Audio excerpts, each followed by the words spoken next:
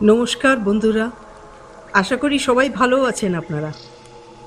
আজকে আমি শোনাবো আপনাদের একটি বাঘের কাহিনী, যেটা এক বাঙালি লেখক ননীগোপাল চক্রবর্তীর লেখা। কাহিনীর নাম নরখাদকের কবলে। আমি ননীগোপাল চক্রবর্তীর জবানিতেই এই গল্প আপনাদের সামনে তুলে ধরছি। না, আফ্রিকার অরণ্য নয়, আমাদের এই বাংলাদেশেরই একটা অঞ্চল। এই অঞ্চলটায় এই বিংশ শতাব্দীতেও সিনেমা নেই, রেডিও নেই, টেলিগ্রাম বা টেলিফোন নেই। এখানে না আছে কোনো গাড়ি ঘোড়া, না আছে কোনো হাসপাতাল। খবরের কাগজ এখানে যায় না। অফিসের হাজরে বা ট্রেন ধরবার জন্য এখানে ঘড়ির দিকে তাকাতে হয় না। নদীর জোয়ার ভাটার খবর রাখলেই এখানে যথেষ্ট, কারণ একমাত্র নৌকাই এখানে যানবাহন। এখানে ডাঙায় বাঘ আর জলে কুমির। বাদা অঞ্চল এর নাম। এখানকার জীবনযাত্রা প্রণালী ভিন্ন নাম। এখানকার জীবনযাত্রা প্রণালী ভিন্ন ধরনের। যদিও বাংলারই দক্ষিণ দিকের একটা বিশেষ অংশ এই বাদা বা সুন্দরবন। বন কি একটা? কত শত নদী গিয়ে পড়েছে সাগরের বুকে।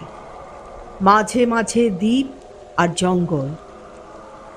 মানুষের কাছে অত বড় ভয়াবহ স্থান এই বাদা, তবু মানুষ এখানে অনেকখানি দখল করে ফেলেছে চাষের জন্য। শিকারের অনুমতি নিয়ে ঢুকলাম আমরা এই বনে। জোয়ারের জল নেমে যাওয়ার পর ডাঙায় নামতে গেলেই এক হাঁটু কাদা। এখানে জিলিপির প্যাচের মতো এঁকে বেঁকে গিয়েছে সুন্দরবনের সব নদী। এখানে কত যে নদী, খাল এবং কত যে নূতন পুরাতন বন, তার ইয়ত্তা নাই। সেদিন বিকেলে দূর থেকে দেখলাম নদীর কিনারায় ঘাস খাচ্ছে হরিণের দল, কিন্তু এক নজর মাত্র।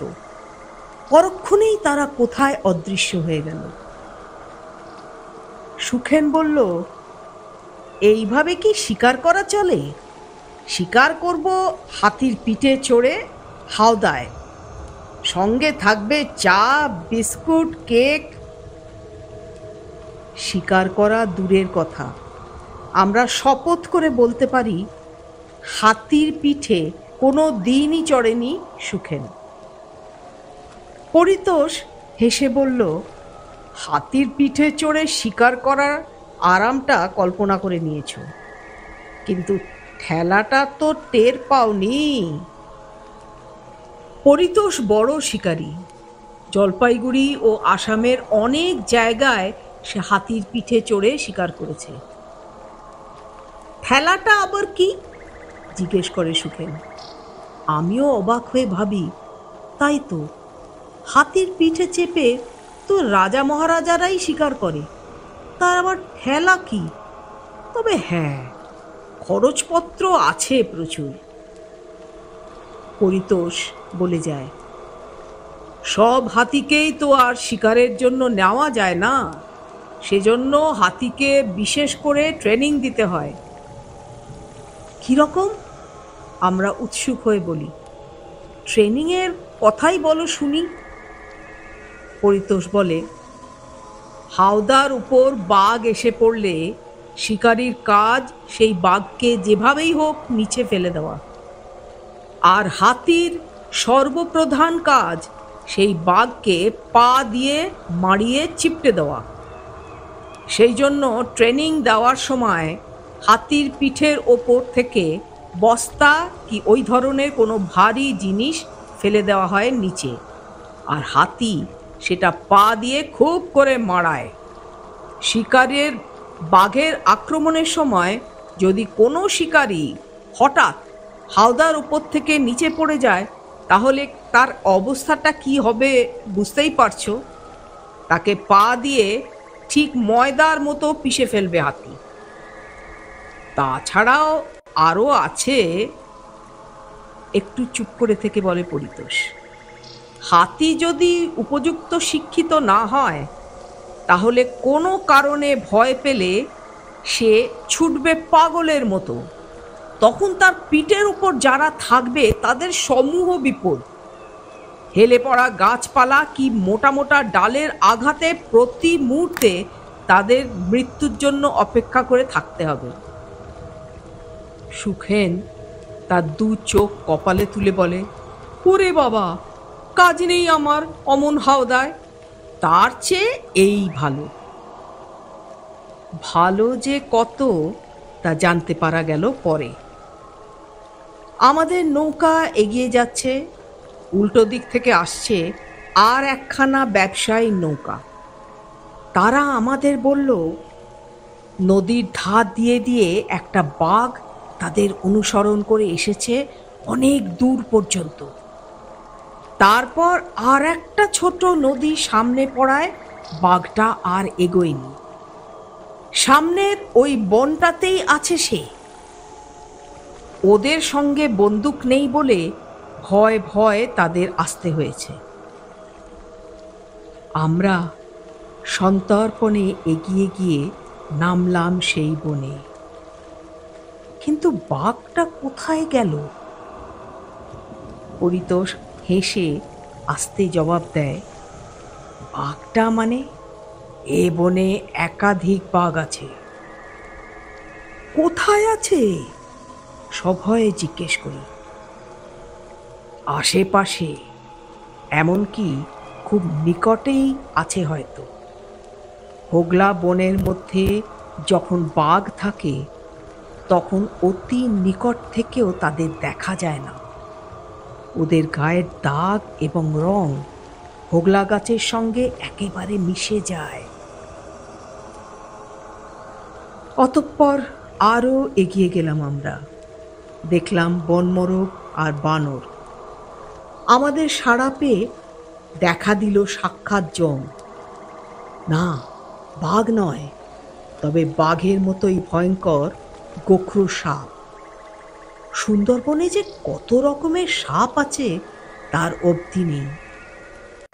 সব জায়গায় শিকার করার পদ্ধতি একরকম নয়। পরিতোষ বাঘের কিল বা মড়ি খুঁজে বের করে নির্দেশ দিল, মাঝির নৌকার দুইখানা ছইয়ের একখানা এনে পাততে হবে ওই মড়ির কাছাকাছি।